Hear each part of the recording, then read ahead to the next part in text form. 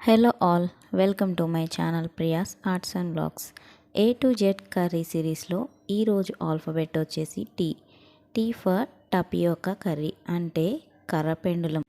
ఇది ఒక రకమైన దుంప, బంగాళదుంప, చిలకడ దుంప ఎలాగో ఈ కర్రపెండులం అనేది కూడా ఒక రకమైన దుంప.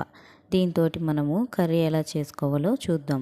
ముందుగా ఒక ప్రెషర్ కుక్కర్ పెట్టుకొని ఆయిల్ వేసి హీట్ అయిన తర్వాత జీలకర్ర, పచ్చిమిర్చి ముక్కలు, సన్నగా కట్ చేసుకున్న ఉల్లిపాయ ముక్కలు వేసి బాగా ఫ్రై చేసుకొని కొంచెం కరివేపాకును కూడా వేసి ఫ్రై అయిన తర్వాత అల్లం వెల్లుల్లి పేస్ట్ వేసి పచ్చివాసన పోయేంత వరకు చక్కగా ఫ్రై చేసుకోవాలి.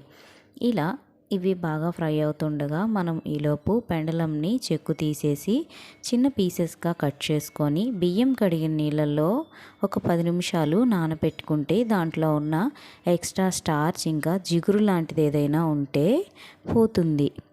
ఇప్పుడు మనము వేగిన ఉల్లిపాయ ముక్కల్లో సన్నగా కట్ చేసుకున్న టమాటా ముక్కల్ని కూడా వేసి బాగా మగ్గించుకోవాలి. టమాటో అనేది కంప్లీట్గా సాఫ్ట్ అయిపోవాలి.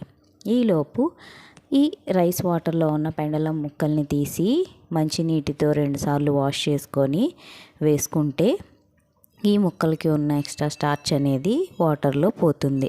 ఇప్పుడు ఈ ముక్కల్ని వేసి ఈ టమాటో మిశ్రమంలో మనం బాగా కలుపుకొని ఈ మిశ్రమం అంతా ముక్కలకి పట్టేటట్లుగా చేసుకోవాలి. ఈ ముక్కలు కూడా కొంచెం సేపు ఈ మిక్చర్లో ఫ్రై అవనిస్తే వీటికి కూడా చక్కగా ఫ్లేవర్స్ అనేవి పడతాయి.